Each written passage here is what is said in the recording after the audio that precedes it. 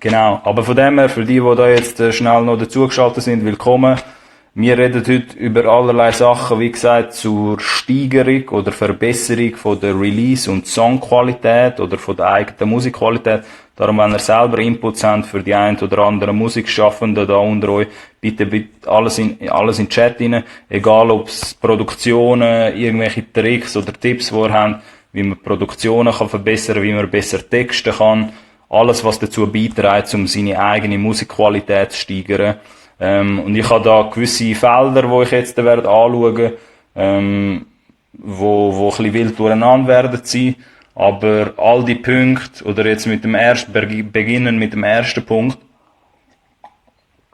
Beim ersten Punkt, wo ich mir da aufgeschrieben habe, wo helfen könnte oder zwangshalber hilft in Zukunft, deine eigene Musikqualität, ein bisschen besseres Bewusstsein oder Qualität können zu steigern, ist halt der erste Punkt, wo mir dort eingefallen ist alles, was mit deiner eigenen Meinung und mit deinem persönlichen Musikgeschmack zu tun hat.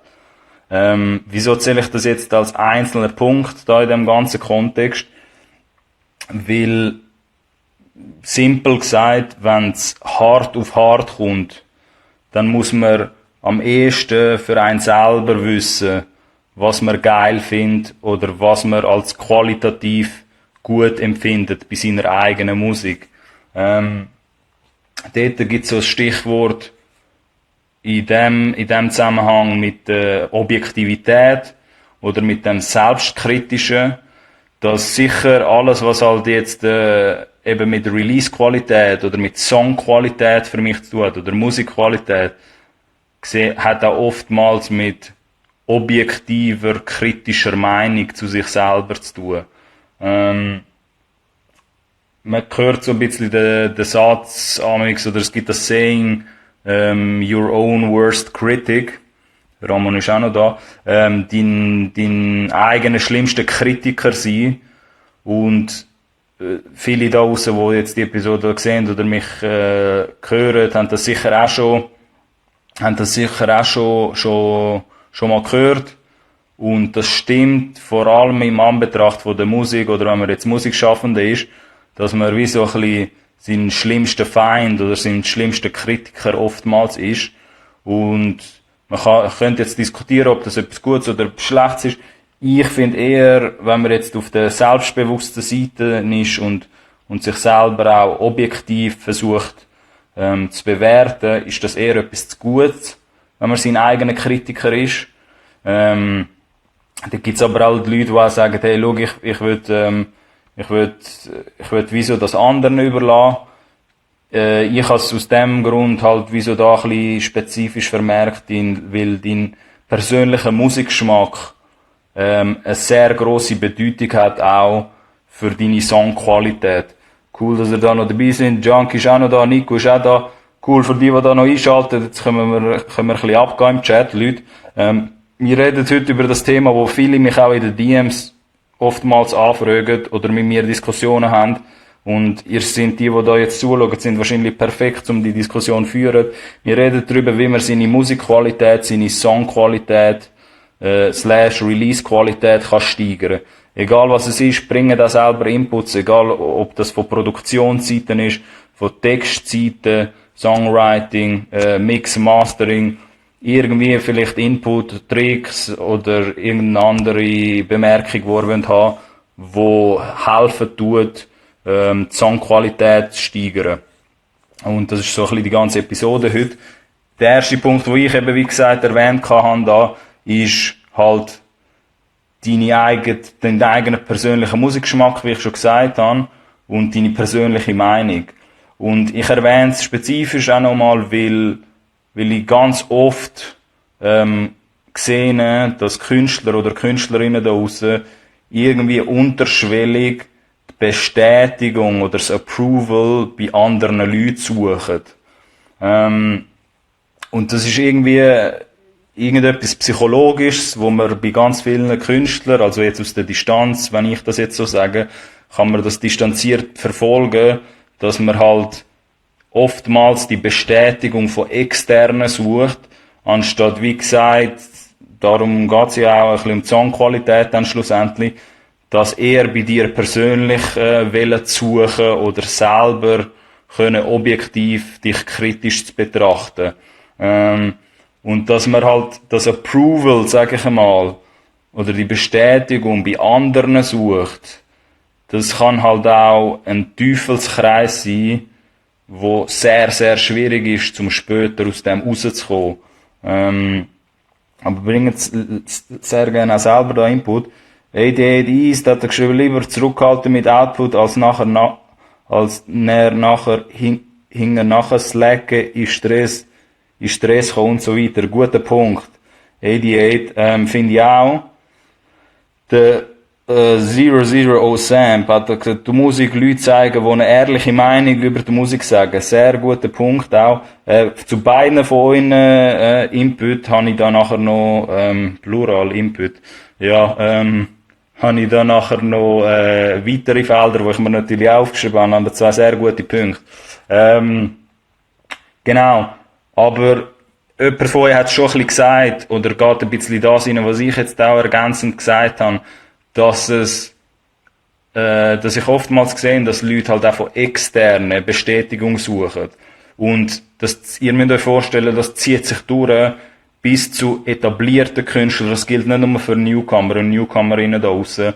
Es gilt auch für etablierte Künstler, die auf Ewigkeiten irgendwie ein Approval, so ein unterwürfiges Approval suchen bei anderen Leuten. Und das ist vielleicht eher etwas, so ein psychologischer Tick, wo ganz viele Künstler haben, weil du halt auch die Wertschätzung von draussen willst natürlich, und ich verstehe, das macht ja auch Sinn, aber umso wichtiger ist es, wenn es dann um deine eigene Musikqualität geht, finde ich, dass man auch dort das trocken und ehrlich für sich selber kann anschauen kann. Weil wenn man wirklich immer die Aussenbestätigung sucht, oder das Approval von anderen Leuten, erschafft man sich dort auch eine Abhängigkeit, wo du dann nicht mehr so schnell loswerden kannst für die Zukunft, weil dich das nachher lang noch wird begleiten. So Sam hat geschrieben, und nachher das Feedback umsetzen. Genau, nachher natürlich die Umsetzung darf auch nicht fehlen, absolut, habt ihr recht. ADHD hat dann noch geschrieben, wie tut man die Leute heiß machen auf Release? Gute Frage. Oder guter Input und gute Frage. Die anderen können sich ja auch, können sich da dazu äußern, wie der Zef MC. Promo, natürlich. Ich gehe nachher sicher auch noch selber drauf ein. Ich komme auf die Frage sehr, sehr gerne zurück, weil ich einfach da den Punkt noch schnell fertig machen will, weil wir da noch ein paar andere Sachen haben, in dieser Folge, die ich nicht besprechen will. Aber in der Meantime, geht gerne im Chat auf das ein, auf die Frage, die der ADAD da geschrieben hat. Und ich komme dann nachher auch noch dazu. Genau, aber das mit dem Teufelskreis oder mit dem externen Approval, mit der Suche nach externer Bestätigung, muss man halt auch wirklich aufpassen. Weil das bedeutet nicht zwingend, dass deine Songqualität steigt oder deine Musikqualität. Musikqualität kann in so einem Aspekt eher steigen, wenn man einfach seinen eigenen persönlichen Musikgeschmack immer mehr ausbildet und halt irgendwann auch weiss, was man selber will. Ich will aber halt auch nicht so viel über so Gefühle und so reden, beziehungsweise was man so für Mindsets oder Mentalitäten soll haben, weil das nicht so ein Self-Coaching, Self-Help, Motivational Speaking Channel soll werden, oder das ist auch nie die Idee gewesen. Aber es stimmt, wenn man dort in diesem Aspekt, und das hat again sehr viel mit seiner eigenen Musikqualität zu tun, es stimmt, aber wenn man so eine gewisse Selbstsicherheit oder Souveränität sich aneignen muss für seine Musik. Und so eine Selbstsicherheit, das muss auch gelernt werden und geübt werden. Mit dem steht man nicht plötzlich auf und man ist da irgendwie die selbstsicherste Person ever, wenn es um deine eigene Musik geht. Und ich komme gerade noch zu euren Inputs, Jungs und Mädels, aber schreibt da sehr gern, was eure Takes dazu sind. Ich würde nur mal schnell den Punkt abschliessen. Und die Selbstsicherheit erwähne ich, und die muss auch gelernt und geübt werden die ganze Zeit, weil das mitunter der Punkt ist, wo dir in Zukunft am meisten helfen wird, wenn du mit externen Partnern, ob sei es jetzt Labels, Vertriebskollegen, irgendwelche Artist-Team-Leute, wo man sich dazu holt, Agentursleute, Brand-Geschichten, egal was für externe Businesspartner man sich dort dazu holt, oder vielleicht auch Kollaborationspartner, der Punkt, dass man selber so die gewisse Selbstsicherheit und eine eigene Fassung hat, wie man seine Musik sieht und was man hinter einer eigenen Qualität versteht. Das wird einem sehr, sehr fest helfen, wenn man nachher in so Diskussionen plötzlich ist, wo halt deine Musik professionell bewertet werden muss von irgendwelchen Partnern oder die halt dann auch Input haben. Und entweder ist man nachher eher der Künstler oder Künstlerin, wo selber weiss, was man für einen will, und man kann das ein bisschen unterscheiden und sagen, ja, den Input finde ich gut und berechtigt, den Input finde ich nicht so berechtigt. Oder man hat keinen Plan, ist ultra unsicher, und ist wie so ein Fähnchen im Wind.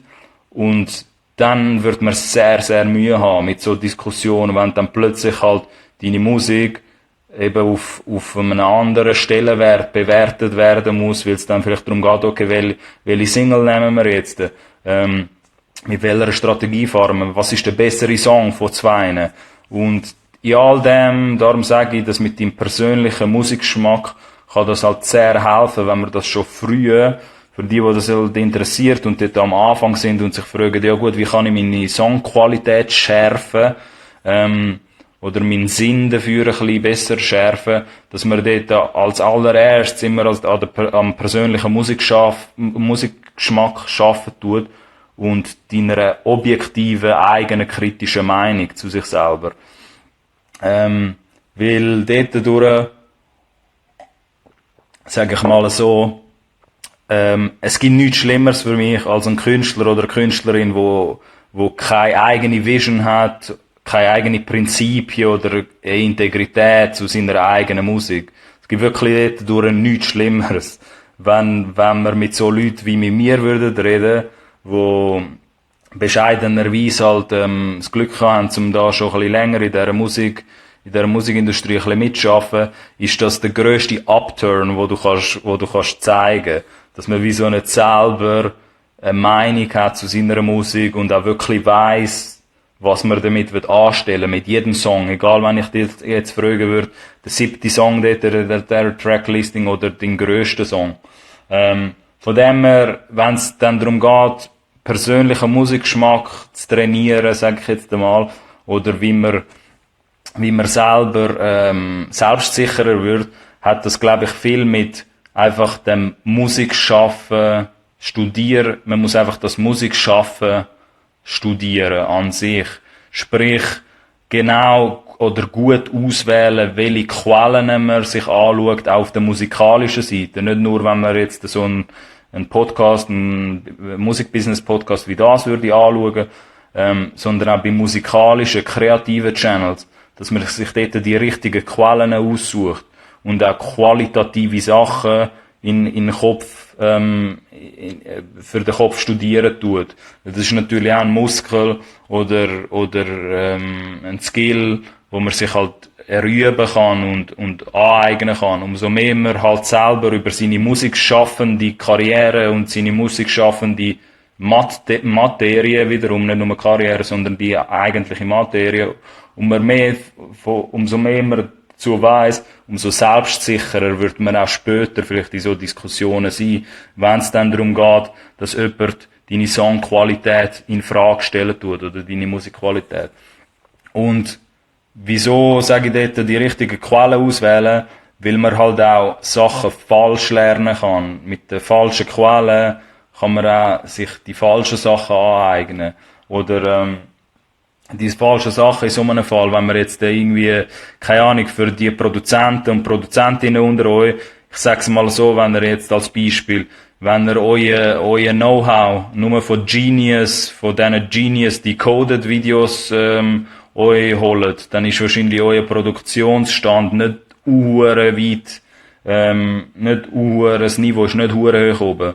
Und für die, wo checken, was ich meine, die verstehen, dass halt die Genius, wenn Genius, das YouTube-Format, halt damals die Produzenten dort einladen, dann ist das so an der Oberfläche, du kommst dort gar kein Know-how mit über. Das Video sieht einfach schön aus, oder von der Stilistik, aber du lernst dort eigentlich gar nichts dabei, so. Würde ich mal meinen, für Producers da draussen gibt's bessere Quellen im Internet, um wirklich etwas zu lernen. Das meine ich ein bisschen mit sein Musikschaffen, ein bisschen schärfen und auch wirklich dort Quellen raussuchen, wo dir bei deinem eigenen Musikgeschmack würden helfen. Jetzt kann ich aber ein bisschen auf eure Chat-Inputs eingehen. Sorry, dass ich da ein bisschen nicht gerade live eingehen spontan, aber Luis Schneu schreibt da noch, Schönwil, Teaser vom Lied mit ein bisschen Visuals. Shut the fuck up then, okay, easy, ihr habt da schon Beef untereinander, alles klar. Aber ihr habt euch da noch geholfen, wie man einen Song heiß machen kann, weil das die ursprüngliche Frage war. Samatia, weisst wie das ist? Control schreibt da, denke, es kommt noch ein bisschen drauf an, was nebst, und für alle anderen, die jetzt neu eingeschaltet haben, sehr, sehr gerne, bringt auch eure Inputs da, was ihr das Gefühl habt, wie man Songqualität oder die eigene Musikqualität kann steigern. Weil wir lernen da alle davon. Ihr wisst ja, das ist immer eine sehr grosse Diskussion auf dem Podcast oder wenn ich da Stories bringe dazu. Darum bringt sehr, sehr gerne eure Tricks, eure Tipps, irgendwelche Weisheiten, die ihr auch gelernt habt, zu allerlei Sachen, die mit der eigenen Musikqualität zu tun haben. Der Control schreibt dann noch, denke, es kommt auch ein bisschen drauf an, was nebst dem musikalischen Endprodukt willst für Bilder nach rausgeben. Ich denke, wenn du das kannst mit deinem Wesen und deinen Intentionen, kannst Synergien schaffen, bist mit Promo. Also mit Promo kann man es am ehesten machen, auch visuell, so würde ich auch recht geben. Bist gut unterwegs, schreibt da der Control. Aber mit was du voll spammst, ist ja die Frage dahinter, Zef. Dort auch zu sich selber ein bisschen besser promoten oder was man so für Promotionsstrategien hat, habe ich auch noch eine ganze Episode auf dem YouTube-Channel. Die findet ihr unter Promo, wenn ihr würdet suchen, Promo und Medien, wie man sich selber kann promoten. Von dem her haben wir dort schon ein paar Episoden, wo wir sehr tiefgründig über die Sachen geredet haben, wenn es um seine eigene Kommunikation geht. Der Osamp hat dann noch geschrieben, man muss am Schluss halt ein bisschen noch auf sich selber hören und das grösser werden. Und hören und das grösser werden. Also auf sich selber hören, auf jeden Fall. Ich nehme mal an, die meisten da gehen mit der Meinung vom Osamp da, einig, dass man halt wirklich auf sein Gut-Feeling oder so, sein Innere muss hören, oftmals, wenn es um seine Musikintuition geht. Frau Blum schreibt da noch mega gute Punkte mit der Sicherheit. Weil jeder würde eine Meinung haben, wie die entwickeln, dass man deine Musik kann verkaufen, streamen. Genau das meine ich, was Frau Blum da auch mit mir zusammen erlebt hat, so ist eine Label-Seite noch, wo ich auch noch bei der Warner bin, dass halt, wenn man das wirklich nachher irgendwann Ambitionen hat, das auf einem professionellen Level zu machen, dann macht man sich dort wirklich einen grossen Gefallen, wenn man nicht mit einem fake, selbstsicheren Auftreten, sondern wirklich stabilen Mindset hat zu seiner eigenen Musik und zu seinem eigenen Musikgeschmack. Weil es werden sehr viele kommen, die das nachher in Frage werden stellen. So Leute wie ich sind halt trainiert darauf, das alles in Frage zu stellen. Wenn halt Künstler oder Künstlerinnen zu mir kommen und sagen, ja Alex, weisst, ich will es voll schaffen, all die Sätze, die man so hört, ja, ich will es schaffen, ich habe den heißesten Shit, ich habe Hits, das Unwort vom Jahr bei mir oder vom Jahrzehnt, so. Ich wirke immer allergisch drauf, wenn mir Leute, vor allem Newcomer, sagen, ja, ich habe Hits, so. Das ist so ein Begriff, wo mega schnell zeigt, dass du extrem unsicher bist über deine Sachen. Weil auch dort eben, das hat mit Selbstsicherheit und mit Unterschwellig oder mit so einer, mit einem psychologischen, eher mit etwas Psychologischem zu tun, dass man kann sehr gut unterscheiden zwischen den Leuten, die einen Boden haben, in ihrer Musik und wirklich wissen, was sie dort machen wollen, und die, wo das alles einfach ein bisschen random und zufällig ist. Darum Selbstsicherheit, oder wie Frau Blum da gesagt hast, Sicherheit in sich selber, sozusagen, ist ein sehr guter Punkt da. zum halt die Songqualität zu steigern. Das soll natürlich alles jetzt die Runde machen, wenn es darum geht, die Steigerung von deiner eigenen Musikqualität oder was jetzt wird helfen. Aber schön, dass ihr da noch über Promo redet. So, wie gesagt, zu dem gibt's auch noch viele andere Episoden. Aber cool, dass ihr da noch, euch gegenseitig helfen im Chat. Don't lose yourself, genau. Der Nico schreibt da, ich lege meinen Song immer für ein paar Wochen auf die Seite und wenn ich nachher immer noch nice finde, ist es für mich ein Indiz, die Quali stimmt. Sehr ein geiler Punkt, Nico, hätte ich irgendwann später wahrscheinlich auch noch angesprochen. Ein paar Wochen weglegen und einfach mal ein bisschen sein lassen und nachher schauen, ob man ihn immer noch fühlt. Und nachher einfach ab und zu reinhören, der CFMC fragt da, würde ich genauso vorschlagen. Dass man dann wirklich weglegt und nachher weiss man, ob irgendwann hat man nachher wieder so eine Distanz zu dem erschaffen, dass man halt weiss, ob man den noch fühlt oder nicht. Problem schreibt dann noch, 3 Songs liegen und ein paar Jahre bevor du die Quali vom Song verstehst. Teil Songs liegen, toi. Das ist wieder das Berndeutsch, das mich da fickt. Genau, Teil Songs liegen und ein paar Jahre bevor du die Quali vom Songs verstehst. Genau, das ist auch ein sehr guter Punkt, oder so ein bisschen eine Vorlage, die man Flabulum da noch gibt. Das muss nicht heissen, auch die Masters, die ihr dann releaset. Das habe ich auch schon vielleicht in ein paar anderen Episoden gesagt. Es kann sein, dass, wie sie da schreibt im Chat, dass man gewisse Visions erst nach einem Jahr oder 6, 7, 8 Monaten nach Release versteht. Darum dünnt euch dort nicht demotivieren, wenn ihr halt seht, im Streaming vor allem, mit dem Streaming-Zeitalter, dass das in den ersten 3, 4 Wochen nicht gerade funktioniert. Jetzt geht nachher genau um das, was Frau Blum da erklärt hat. Ich gehe nachher noch auf ein paar Chat-Sachen ein, aber weil wir ja nicht so viel Zeit haben oder ein bisschen limitiert unterwegs sind, würde ich noch ein paar weitere Punkte anschreiben oder ansprechen, wie man seine Musikqualität ein bisschen bewusster mit seiner Musikqualität kann umgehen. Der zweite grosse Punkt, der sicher helfen kann, die Qualität zu steigern, ist halt, wenn man sich anschauen würde, und das ist vor allem für die Neuen unter uns so ein bisschen, oder Newcomer und Newcomerinnen, wenn man sich den ganzen Prozess von der Songqualitätskontrolle anschaut, von allen Phasen.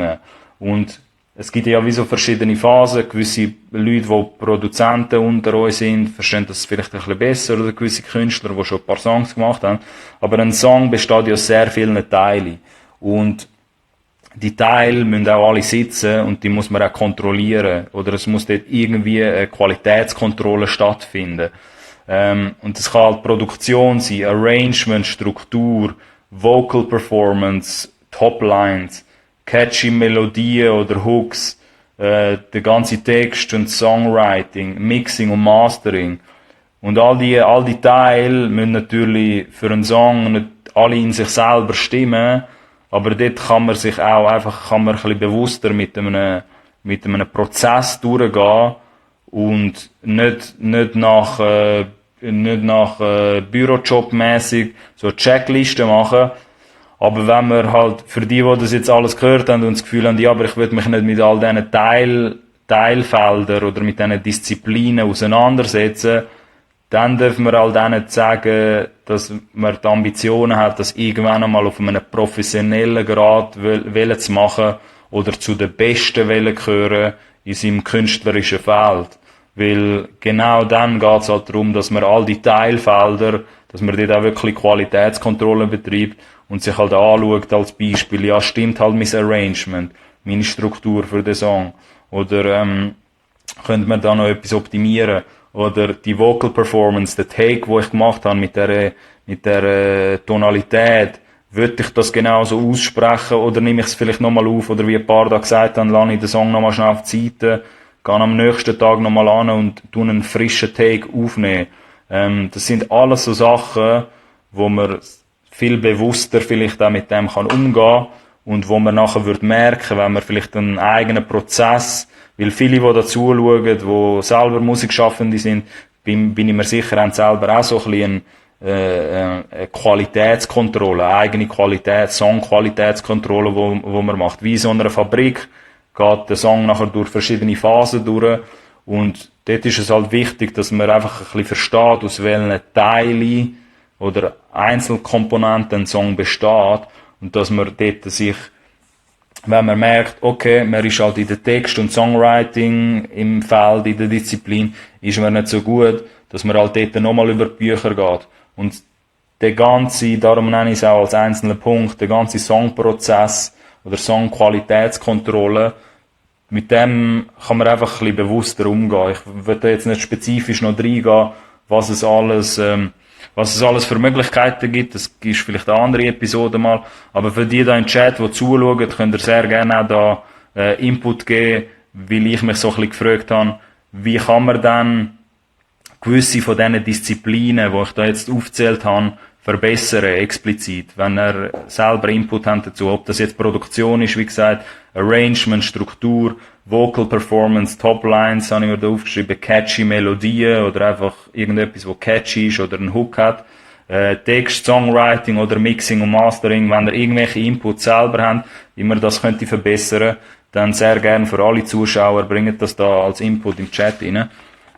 Aber genau, einfach, dass man ein bisschen bewusster mit dem umgeht, was es alles für Teilkomponenten hat. Weil wenn man den Song auch so auseinandernehmen kann, hat man auch ein bisschen weniger Mühe, dort herauszufinden, okay, wo sind eigentlich die qualitativen Lücken? Oder beziehungsweise, wo kann ich noch Verbesserungen vornehmen? Genau. Dann, ein weiterer Punkt. Und ich komme nachher sicher noch auch zu euren Chat-Inputs, Leute, aber diskutiert da sehr gerne weiter, weil ich noch ein paar Sachen loswerden und ich weiss, dass wir halt nicht mega viel Zeit haben, aber ich habe da noch ein paar wichtige Punkte, die ich nicht vergessen will oder wo ich da einfach in die Runde reinbringen. Ein weiterer Punkt, wo eher mit der Steigerung von der Release-Qualität zu tun hat. Also es muss nicht alles immer auf Songqualität, aber ich nehme das wie so zusammen, weil für mich die Steigerung von der Musikqualität ist auch gleichzeitig die Steigerung von deiner Release-Qualität oder wie du etwas präsentieren. Dort ein Punkt, wo ich so gut wie nie gesehen, bei dieser Frage, wenn Leute zu mir kommen und irgendwie 5, 6, 7 Tracks ready haben, die sind auch alle released, oder irgendeine kleinere EP, und nachher sagt man mir, ja, aber Alex, ich habe keinen Content. Dort kann man sich immer, und das sehe ich nicht so oft irgendwie, und ich frage mich die ganze Zeit, wieso, man kann nach Abschluss von einem Song, den man erstellt hat, kann man sich die Lyrics anschauen, wo dort entstanden sind, und nachher macht man zu diesen Lyrics irgendwelche Content-basierende Sachen. Weil, ob man das jetzt mit einem Kollegen anschaut oder selber nicht so, weil man selber den Text geschrieben hat und nicht so eine gesunde Distanz dazu hat, dort empfehle ich ganz oft, dass man sich mit jemandem in seinem Artist-Team, Kollege, Kollegin, seine Texte anschaut, von einem fertigen Song, den man da geschrieben hat, und dann soll man mit dem Kollegen herausfinden, was gewisse Lines sind, wo man zu Content könnte umwandeln. Wieso sage ich das? Weil in Verbindung auch zu deinem Release kann das sehr die Qualität vom ganzen Song-Release steigern, wenn man dort ein bisschen vorbereitet ist und ein bisschen analysiert hat, was man dort selber geschrieben hat. Weil es gilt wie so nicht, wenn mir Leute sagen, hey, Alex, ich habe kein Content. Der Content ist gerade vor deiner Nase. Der Content sind die Lyrics meistens, wo du dort antextest. Weil die Lyrics oder die Texte, jemand, der Musikmarketing betreibt, der kann am meisten Inspiration für Content-Ideen, sage ich jetzt mal, kann man aus den Lyrics rausziehen.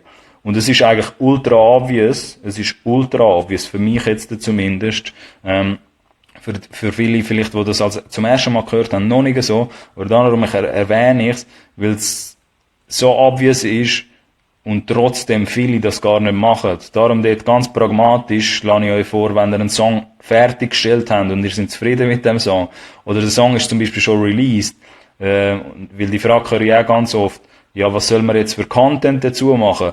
Geht nochmal den Text durch, deine Lyrics, darum kann es überhaupt nicht schaden, oder ist es sehr hilfreich, wenn ihr die Lyrics als Text habt, irgendwo als Word-Datei.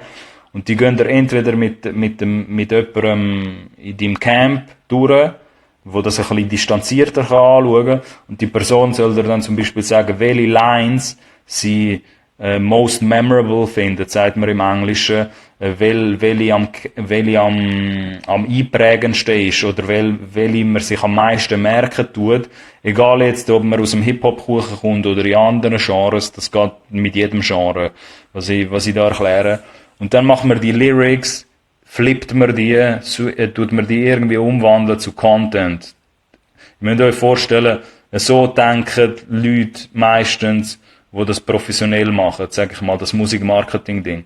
Du schaust dir einfach an, okay, was für einen Kontext, was für eine Bedeutung kannst du mit dem Song aufbauen. Und die Bedeutung oder der Kontext, der ist meistens steckt in den Lyrics, in dem, was du geschrieben hast.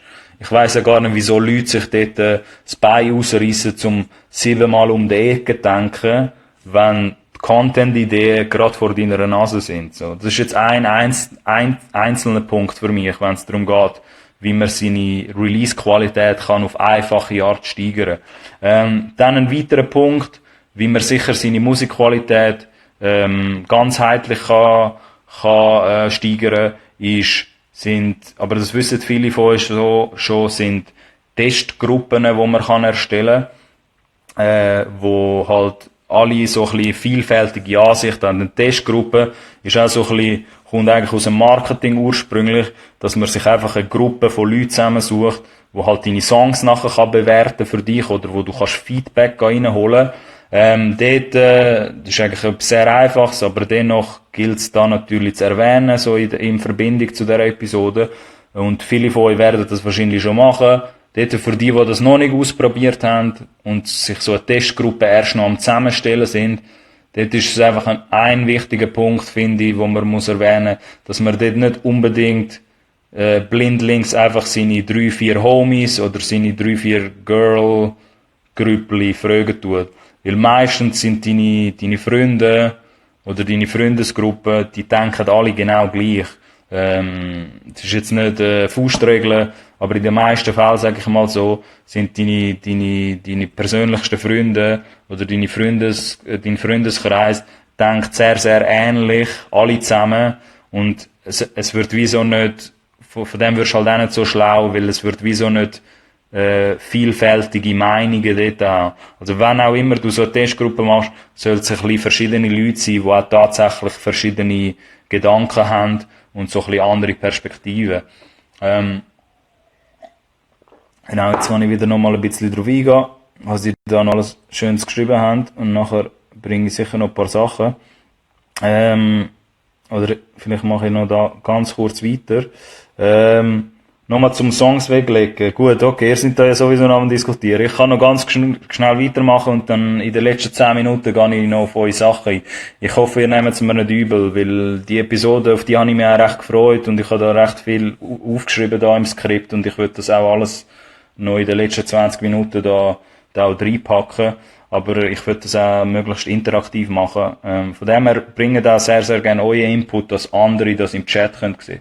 Genau. Ein weiterer Punkt, nebst der Testgruppe, die man kann erstellen kann, um seine eigene Musikqualität zu verbessern, ist generell, das ist jetzt eher eine Methode an sich, das ist jetzt nicht etwas Spezifisches, aber ein weiterer Punkt ist, dass man unbedingt soll, also nicht müssen, aber es sollen, darum erwähne ich es auch so, über den Tellerrand ein bisschen schauen, und in anderen Genres, in anderen Musikgenres ein bisschen umschauen. Das ist eigentlich auch sehr obvious. Lustigerweise sehe ich das aber auch bei vielen Newcomerinnen nicht so oft. Dass man außerhalb von seinem eigenen Genre schauen und unterschätzt das nicht, wie viel das für deinen eigenen Horizont oder für deine Gedankenerweiterung kann machen, wenn man einfach mal in einem anderen Musikgenre schauen, wie es dort zu und her geht oder was es dort für Musik gibt. Weil oftmals entstehen nachher neue kreative Türen, wo man vielleicht vorher gar nicht gehabt hat oder wo gar nicht offen gewesen sind. Und die neu gefundene Kreativität hilft natürlich auch ungemein für deine eigene Musikqualität. Also immer dann, habe ich das Gefühl, ist so ein schöner Ansatz, meiner Meinung nach, immer dann, wenn man das Gefühl hat, man ist gerade am Stagnieren mit seiner eigenen Musikqualität, kann es sicher helfen, wenn man einfach mal in einem anderen Garten schauen, also komplett in einem anderen Musikgenre, in einer anderen Stilrichtung und dort einfach schauen, okay, was gibt's dort, wie machen die dort die Sounds und ein bisschen Inspiration aus dem raussucht. Ist natürlich ein bisschen obvious, darum kommen wir nachher ein bisschen zu geileren Sachen, wie man seine Songqualität noch ein bisschen steigern kann oder gewisse Inputs. Ein weiterer Punkt, auch sehr pragmatisch, macht er eigene Herausforderungen während dem Song produzieren oder Song schreiben. Macht er eigene Challenges. So à la, du willst einen Song schreiben oder spezifisch einen Song schreiben über die und die Thematik oder über die und die Stimmung oder Mood. Das kann auch helfen, so Übungen können natürlich auch helfen, deine Musikqualität oder deine Songqualität an sich zu steigern, finde ich. Ich verstehe dort, wenn mir Leute sagen, ja, aber das muss ja alles auch, soll alles spontan fließen und ich will nicht so nach Plan arbeiten. Dort ist auch alles sehr berechtigt. Dort soll man vielleicht eher einfach, geht's vielleicht darum, ein bisschen eine gesunde Balance zu finden zwischen Spontanität und einer gewissen Struktur und routiniertes Musikschaffen. Weil mit so Übungen, sage ich mal, es klingt zwar ein bisschen dumm, aber es ist ein bisschen so wie in der Schule früher, dass man, wenn man sich selber so ein bisschen Challenges gibt oder selber Aufgaben gibt, dass man dort seine Sinn und seinen Musikgeschmack oder seine eigenen Musikproduktionen natürlich auch hure kann verbessern. Wenn man jetzt irgendwie eine Challenge hat, dass man sagt, ich schreibe jetzt den Monat schreibe ich jetzt noch 3 Songs genau über die Thematik. Ob es dann gut oder schlecht rauskommt, ist die andere Frage. Aber überall dort, sage ich mal, wo es ein bisschen schwieriger wird es auch meistens einen Fortschritt geben. Oder hilft es auch für deine eigene Musikqualität. Darum, das mit sich selber Herausforderungen stellen und die versuchen zu abschliessen, finde ich eigentlich einen recht grossen Punkt, der auch oftmals sehr unterschätzt wird. Vor allem in der heutigen Zeit, wo viele, die vielleicht dazu schauen, sehr auf dem Vibe sind, dass du alles spontan machen und alles soll so gefreestylt werden. Ich bin, wenn mich amigs Leute fragen wegen so Songproduktionsprozess, ich bin nicht wirklich der Meinung, dass alles aus der Kanone geschossen muss kommen und alles gefreestylt werden muss, ohne Hintergedanken. Und das meine ich jetzt nicht nur im Hip-Hop, sondern in allen Musikgenres. Ich finde wirklich eine gesunde Balance aus diesen 2 Sachen, dass etwas spontan kann entstehen, aber auch eine gewisse Routine und eine gewisse Übung dort dahinter ist, finde ich eigentlich die beste Kombination. Weil, ist auch kein Geheimnis, liebe Leute, das habe ich auch in anderen Episoden schon gesagt, dass die meisten Sachen, die man einfach so schnell in 30 Minuten macht, tönen vielleicht für die ersten 1-2 Tage geil, aber nachher merkt man relativ schnell, dass es eigentlich nicht das Niveau hat, wo man würde wollen haben. Das sind jetzt meine Erfahrungen gewesen. Es gibt natürlich auch sehr, sehr viele Stimmen dort, die sagen, die schnellsten Songs, die ich amigs erstellt habe, sind die besten Songs auch meistens. Gibt's auch, natürlich. Man müsste sich aber dann trotzdem Gedanken machen, dass man zurückgeht zu dem Song und den auch wirklich tatsächlich fertig macht. Genau. Dann, ich würde noch weitermachen. Weitere Punkte, wie man seine Musikqualität ganz pragmatisch kann testen oder verbessern, spezifisch verbessern, ist, man nimmt seinen fertigen Track, das machen viele auf so einem B-Level, haben das schon erblickt. Viele Newcomer und Newcomerinnen getrauen sich dort noch nicht an das an, aber es ist sehr empfehlenswert, sage ich mal, dass man seinen fertigen Track nimmt und den in eine eigene Playlist tut und mit vergleichbaren Songs, die schon erschienen sind, die auf dem gleichen Level-Niveau sind, dort auch in die Playlist tut und nachher die Playlist runterhören, wo dein Song nachher dazwischen ist und nachher einfach mal checken, ob sein eigener Song dem Stand halten kann, dem Level, dem Niveau von den bestehenden Tracks, die schon draussen sind. Und dort nochmal, Objektivität ist dort sehr wichtig. Darum, wenn ihr das Gefühl habt, das wollt ihr nicht selber machen, holt euch dort jemanden dazu in eurem Camp, wo das mit euch zusammen macht, wo das auch ein bisschen aus der Distanz kann anschauen und sich die geilsten Songs aus dem gleichen Genre, aus dem gleichen Umfeld soll raussuchen und dann deinen Song mit diesen Songs vergleichen und dann könnt ihr ein bisschen objektiver betrachten, ob dein Song, so wie mit der Ästhetik, wie er tönt, mit dem Mix, produktionstechnisch, vom Songwriting-Level, ob das tatsächlich auf dem Niveau ist von den bestehenden Tracks oder nicht. Darum mit den Streaming-Anbietern heutzutage gibt es sehr einfache Möglichkeiten, wie man da natürlich seine eigene Playlist kann machen kann. Und ich glaube, viele haben ein bisschen Angst davor, den Vergleich amix zu machen, kann aber sehr helfen, wenn man wirklich ganz pragmatisch und trocken erfahren, wie gut würde ich meinen eigenen Song wegskippen oder nicht, ist so ein bisschen die Frage, oder die Antwort, die sich dort kann rauskristallisieren aus dem Playlist-Test, sage ich jetzt mal. Genau. Dann, als einzelner Punkt, alles was mit, oder das habe ich jetzt auch vorher schon angesprochen, alles was mit Objektivität zu tun hat.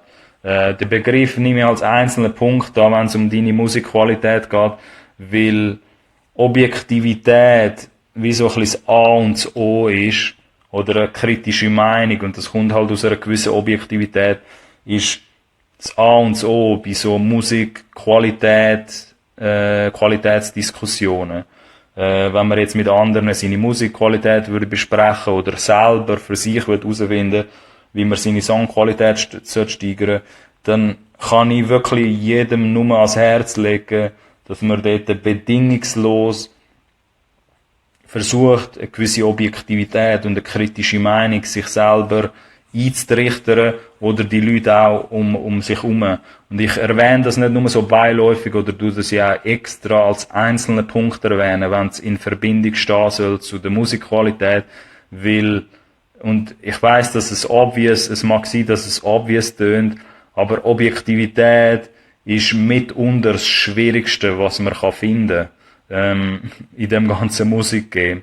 Das ist jetzt vielleicht ein bisschen meine Meinung, oder die Leute, die mich kennen, wissen ein bisschen, was ich meine, dass du sehr, sehr viel biased Meinungen hast und subjektive Meinungen, aber es ist extrem schwierig, objektive Meinungen zu finden, also Leute, die unbiased sind.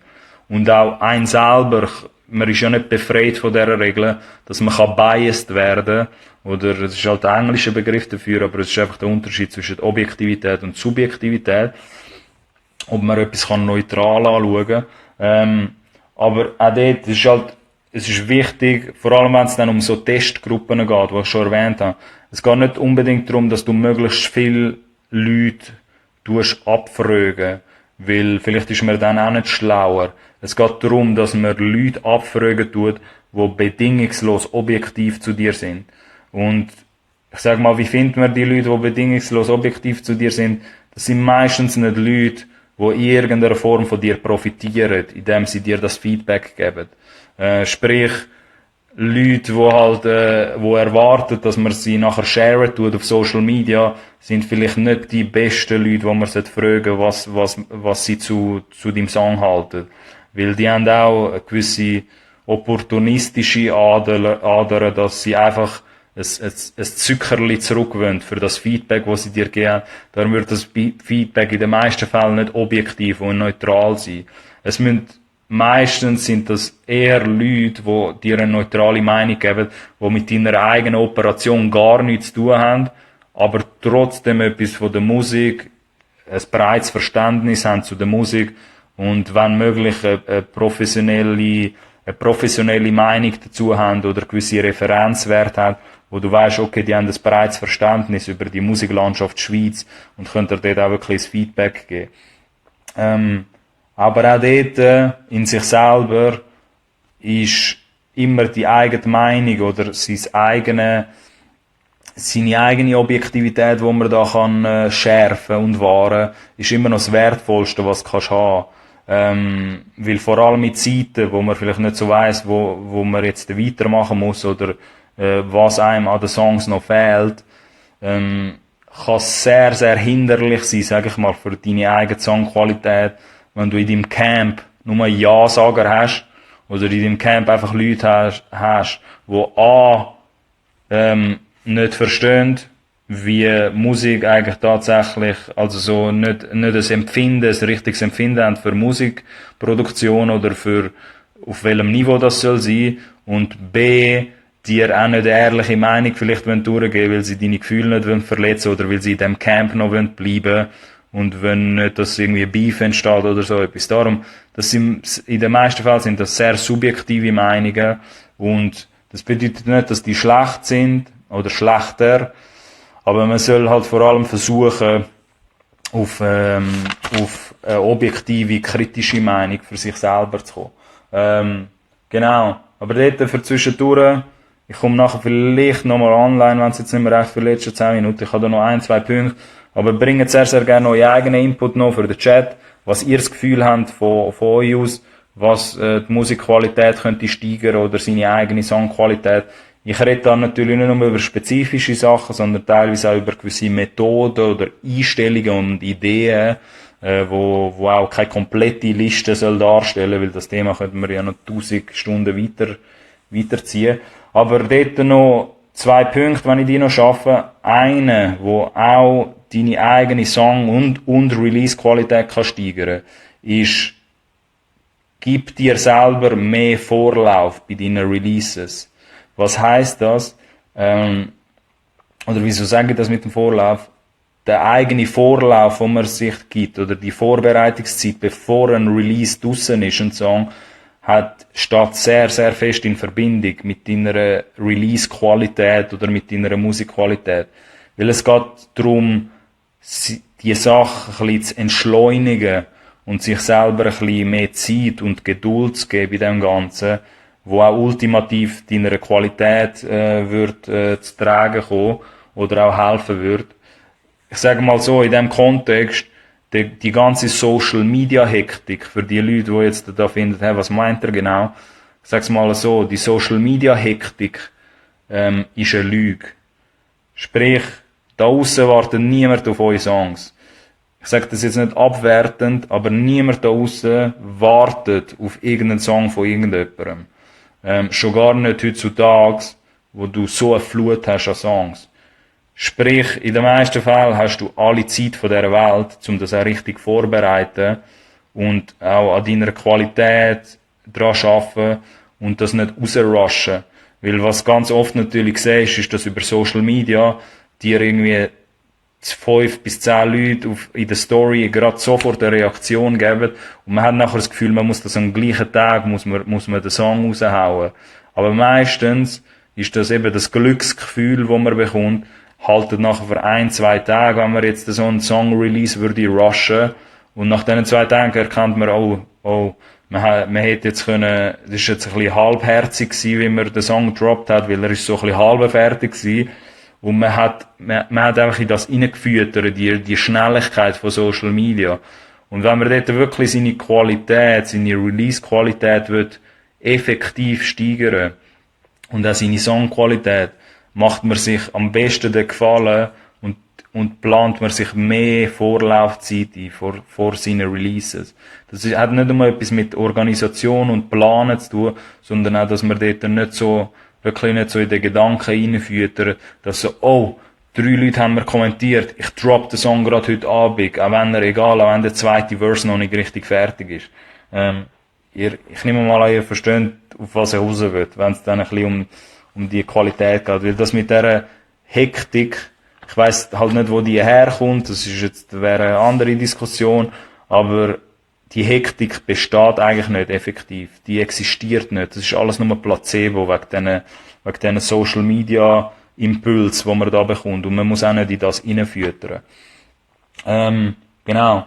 Dann, als letzter Punkt noch, in diesen letzten 4, 5 Minuten, ist jetzt vielleicht ein bisschen kryptischer, aber was auch zu deiner Songqualität oder deiner Musikqualität generell beitragen kann, ist seine eigene Überzeugung und seine Kommunikation zu einem Song.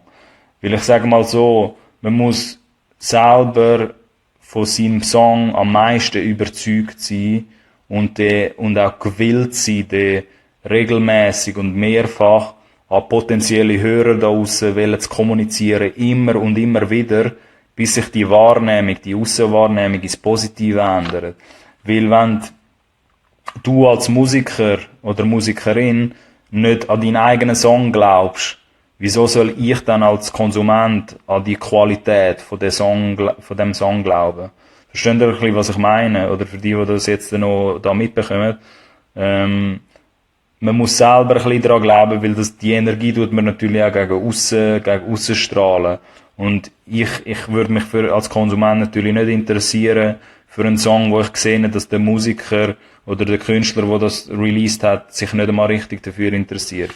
Und meistens, sage ich jetzt mal, indirekt zeigt man das auch als Künstler oder Künstlerin, wenn man, ich sag's mal so, wenn nach 1 bis 2 Monaten nach Release nie mehr deinen Song präsentieren oder kommunizieren oder aufzeigen nach Release, dann zeigt mir das indirekt schon, was du von deinem eigenen Song haltest und wie wichtig dir der Song ist oder halt eben nicht.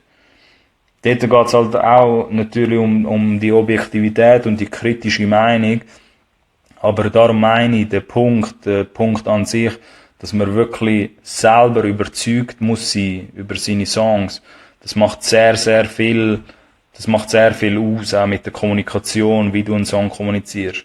Weil wenn der Release wird und du bist nach 4, 5 Wochen, höre ich nie mehr auf deinem Feed von dem einen Song, dann zeigst du mir ultimativ schon, dass dir der Song überhaupt nicht wichtig ist. Darum, wieso soll er dann mir als Hörer oder Hörerin da aussen wichtig sein, wenn du deinen eigenen Track 4 Wochen nach Release gehen lässt und nie mehr erwähnst? Das meine ich ein bisschen mit dieser Überzeugung in der Kommunikation und auch Überzeugung und der Glaube an seinen eigenen Song, wo sehr, sehr viel mit deiner Musikqualität halt ultimativ zu tun hat, weil ich als Konsument sehe die Qualität nicht, wenn du mir die Qualität nicht aufzeigst. In der Art, wie du kommunizierst, in der Botschaft, die du mir durchgibst, oder wie du überhaupt selber zum Song stehst. Und das ist kein Geheimnis. Also für Leute, die Musikmarketing verstehen, die meisten Künstler und Künstlerinnen da draussen verraten sich wirklich, indem du halt kannst schauen in der Timeline, wie lange kommuniziert der Song. In der Regel ist dann leider muss ich sagen, 4, 5 Wochen und nicht mehr bei vielen. Aber über das haben wir ja noch andere Episoden, wo es darum geht, im Streaming sollst du viel länger kommunizieren, das sowieso. Aber das verratet es bei vielen schon, wenn ich merken will, für mich selber, wenn ich analysieren will, glaubt die Person überhaupt an seine eigenen Songs oder nicht, ist das der erste Indikator, der das sofort verraten. Genau. 2 Minuten vorher bin ich jetzt fertig gewesen. Das sind jetzt alle Punkte, die ich hatte. Es tut mir ein bisschen leid, dass ich da nicht auf eure Inputs noch eingehen konnte. Aber ich bedanke mich natürlich, dass ihr da alle noch mitgemacht habt und für die da jetzt noch zugeschaut haben. Das Ganze wird es auch als YouTube-Folge geben. Und ich glaube, das ist natürlich auch ein Thema, das man auch weiterspinnen kann in einer erneuten Episode, wo ich da sicher wieder mal auch bringen und wo ich nachher auch ein bisschen interaktiver auf den Input kann eingehen. Aber ich bedanke mich auch ganz, ganz herzlich für die da im Chat so gut mitgemacht haben, auch wenn ich jetzt dummerweise nicht so darauf eingehen. Ich hoffe, das hat euch ein bisschen etwas gebracht, oder für die Episode oder die Thematik interessiert und so ein bisschen am Stagnieren sind oder am Schauen sind, okay, wie kann ich meine Musikqualität steigern. Ich hoffe, es hat euch so ein bisschen Inspiration gebracht, ein paar neue Ideen und Denkansätze gebracht. Das wird es halt sehr bald jetzt auch noch auf YouTube geben. Für die das zum ersten Mal da sehen und gerade erst eingeschaltet haben, könnt auf jeden Fall den YouTube-Channel mal abchecken. Da gibt's noch ganz, ganz viele andere Episoden. Junkie the Kid schickt dann noch Dank für den Podcast. Schönen Abend. Wünsche ich euch auch. Für die da jetzt noch dabei gewesen sind. Und geil, dass ihr da selber noch diskutiert habt im Chat. Und euch gegenseitig geholfen habt. Das ist natürlich das Optimum. Wichtiges Topic. Danke, bis zum nächsten Mal. Wichtiges Topic finde ich auch Control. Darum werde ich das auch bald noch auf den YouTube-Channel tun. Und ich werde das sicher auch noch ein anderes Mal darüber reden. Für die da bis zum Schluss geblieben sind, danke vielmals fürs Einschalten. Und wir sehen uns da am nächsten Mittwoch oder sonst auf dem YouTube-Channel. Tschüss zusammen. Macht's gut. Schauen wir da.